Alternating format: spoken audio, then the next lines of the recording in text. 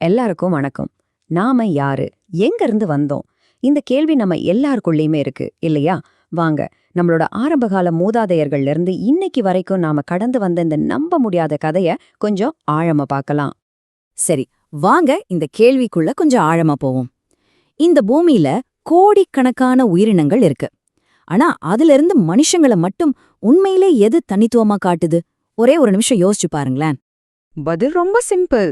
அது இந்த 3 விஷயங்கள்ல தான் அடங்கியிருக்கு.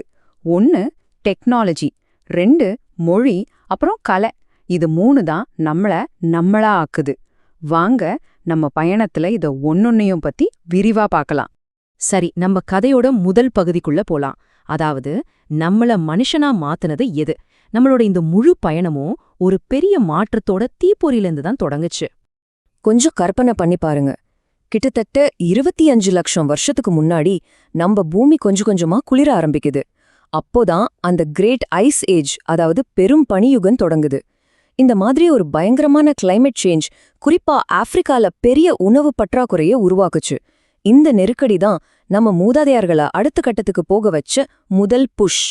அந்த நெருக்கடியிலிருந்து தான் நம்மளோட முதல் பெரிய பாய்ச்சலே நடந்துச்சு. அது என்ன தெரியுமா? ஒரு புதுவிதமான நடை.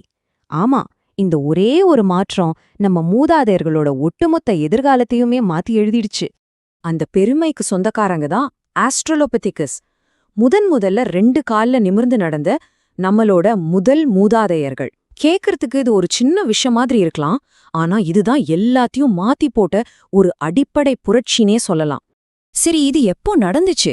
சுமார் 38 லட்சம் வருஷங்களுக்கு முன்னாடி. அடேங்கப்பா, நம்ம வரலாறு அவ்ளோ பழசு. அந்த நீண்ட டைம் கேப்ப ஒரு நிமிஷம் யோசிச்சு பாருங்களேன். ரொம்பவே பிரமிப்பா இருக்குல்ல? 2 கால்ல நடக்க ஆரம்பிச்சதுல கிடைச்ச மிகப்பெரிய வர என்ன தெரியுமா? அவங்களோட கைகள் ஃப்ரீ ஆயிடுச்சு. இப்போ நடக்க தேவையில்லாத அந்த கைகளை வச்சு அவங்க என்ன பண்ணாங்க? விதைகளை உடைச்சி சாப்பிடுறதுக்கு சின்ன சின்ன கற்களை பயன்படுத்த ஆரம்பிச்சாங்க. பாருங்க, இந்த சின்ன ஒரு ஆரம்பம்தான் பிற்காலத்துல எழுதுறதுக்கும் வரையறதுக்கும், ஏன் இன்னைக்கு நாம ஸ்மார்ட் போன் யூஸ் பண்றதுக்கு வரைக்கும் வழி செஞ்சு கொடுத்துருக்கு. சரி, கைகள் இப்போ ஃப்ரீயா இருக்கு. அடுத்து என்ன? அடுத்துதான் கருவிகள், நெருப்பு, அப்புறம் தங்குமிடம்னு ஒரு பெரிய லிஸ்டே வருது. வாங்க, நம்ம கதையோட அடுத்த கட்டமான இந்த கண்டுபிடிப்புகளோட யுகத்துக்குள்ள போலாம்.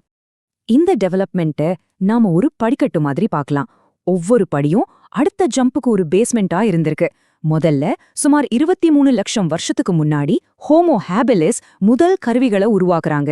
அதுக்கு அடுத்த படியில 18 லட்சம் வருஷத்துக்கு முன்னாடி ஹோமோ எரெக்டஸ் நெருப்பு கண்ட்ரோல் பண்றாங்க. கடைசியா 6 லட்சம் வருஷத்துக்கு முன்னாடி நியாண்டர்தால்கள் முதல் ஷெல்டர்ஸ், அதாவது தங்குமிடங்களை கட்டுறாங்க. இது ரொம்ப மெதுவா நடந்தாலும் ஒரு நிலையான முன்னேற்றம். அந்த படிக்கட்டோட முதல் படியில நாம ஹோமோ ஹேபிலிஸ பாக்குறோம். இவங்களுக்கு திறமையான மனிதன் அப்படின்னு ஒரு அர்த்தம் இருக்கு. இவங்க தான் இந்த உலகத்தோட முதல் டூல் மேக்கர்ஸ். சொல்லப்போனா ஒரு டெக்னாலஜி புரட்சியே இவங்க தான் ஆரம்பிச்சு வச்சாங்க. இவங்க வாழ்ந்தது 23 லட்சம் வருஷத்துக்கு முன்னாடி. இவங்களோட மிகப்பெரிய சாதனை என்னன்னா, ஒரு கல்ல இன்னொரு கல்லால அடிச்சு வேணுனே கூர்மையான முனைகளை உருவாக்குனதுதான். இன்னைக்கு நமக்கு இது ரொம்ப சாதாரணமா தெரியலாம், ஆனா அந்த காலத்துல இது ஒரு மிகப்பெரிய அறிவு பாய்ச்சல். சரி, அடுத்த படிக்கட்டுக்கு போவோமா? அங்க நம்மளுக்காக ஹோமோ எரெக்டஸ் காத்திருக்காங்க. அவங்களோட சாதனை, அப்பா, அது ஒட்டுமொத்த மனுஷ சரித்திரத்தையே மாத்தி போட்டுடுச்சு. அதுதான் நெருப்ப கட்டுப்படுத்துறது. மனுஷங்க நெருப்பு பயன்படுத்த ஆரம்பிச்சாங்கன்னு சொல்றதுக்கு கிடைச்ச ரொம்ப பழமையான உறுதியான ஆதாரம் எவ்ளோ பழசுன்னு நினைக்கிறீங்க? கிட்டத்தட்ட 7,90,000 வருஷம். இஸ்ரேல்ல கிடைச்ச இந்த ஆதாரம் தான் நம்ம மூதாதையர்கள் எப்போ இயற்கையோட சக்தியில ஒன்ன தங்களோட கண்ட்ரோல்குள்ள கொண்டு வந்தாங்கன்னு நமக்கு காட்டுது. நெருப்புன்னா வெறும் வெளிச்சம்னு நினைக்காதீங்க, அது ஒரு புரட்சி. நெருப்புக்கு முன்னாடி வாழ்க்கை ரொம்பவே கஷ்டம். பச்சைக்கறி, நடுங்க வைக்கிற குளிர், இப்படிதான் இருந்துச்சு. ஆனா நெருப்பு வந்ததுக்கு அப்புறம் எல்லாமே மாறிடுச்சு. சமைச்ச சாப்பாடு உடம்புக்கு நிறைய எனர்ஜி கொடுத்துச்சு.